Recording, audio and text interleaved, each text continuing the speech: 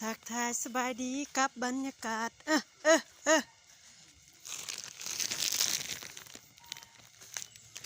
มา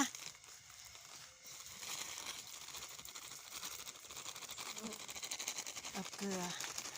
แต่วันนี้บรรยากาศดีเนาะเย็น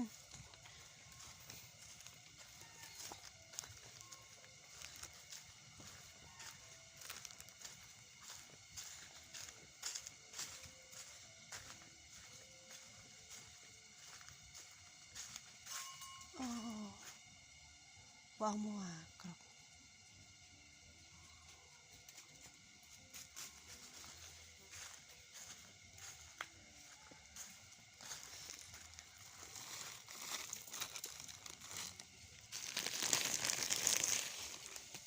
เปียโนกระตาเลยแอบเนาะ1 2 3 4 5โต๊ะ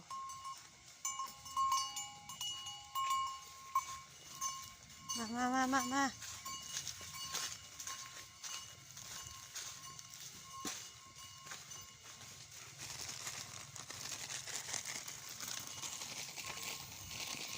ใส่ให้หัวมันเดี่ย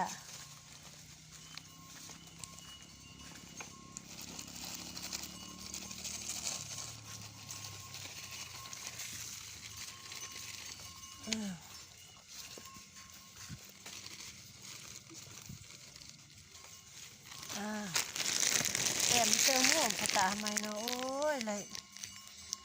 เนี่ยแอมเยิม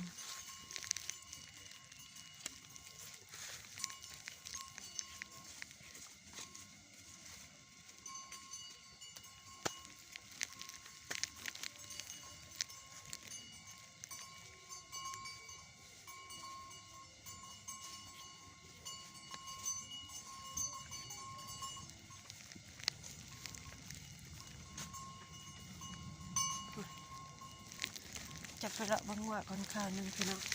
ว่าต้นนี่น้อยเห็นบ่เห็น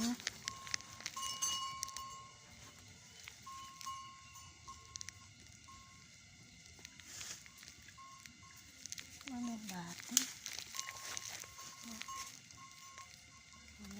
บาทแต่บาทเนาะ2 3 4ยังหาโต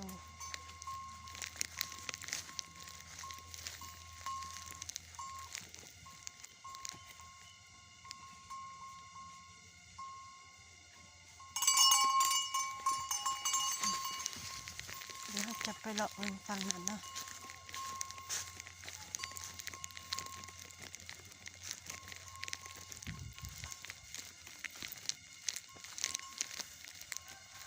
เรือมันมีอยู่เนาะ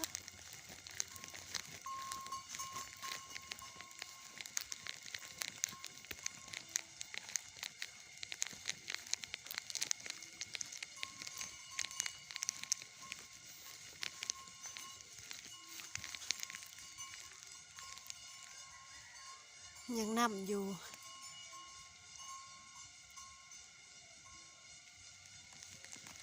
บ่ทันพ่อ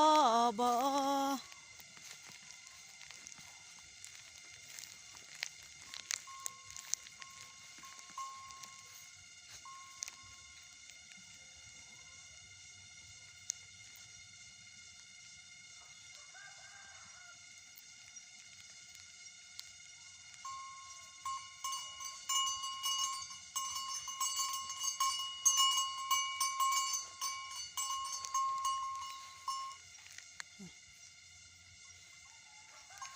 คือลำจะบ่อยฮะ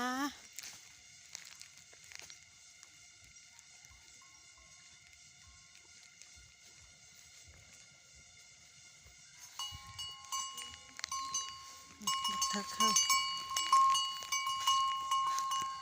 โอ้โหเด้อเถิกเด้อโอ้โหเด้อ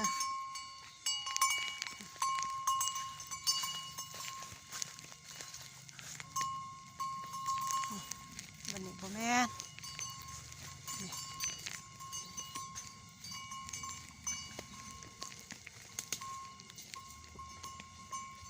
ประมาณเด้อคนละเด้อมาเด้อ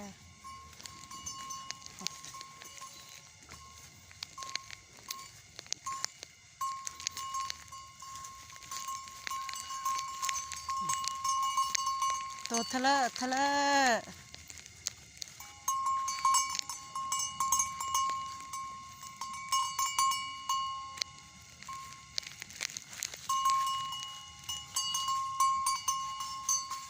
นี่แม่นวิธีการเลี้ยงวัวทางบ้านเฮาน้องเลี้ยงแบบธรรมชาติปล่อยหรือว่าตอนแรกเฮาก็ไปเบิ่งไร่มาหรือว่าคอกเฮาก็มีอยู่แต่ส่วนหลายมันจะมาเองเนาะแต่ว่าช่วงนี้โตหนึ่งบ่เห็นของพวกเฮาที่ว่า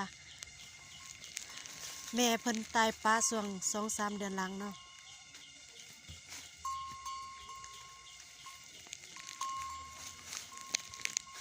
บ่ฮู้ว่าไปไส4-5 มื้อแล้วบ่เห็น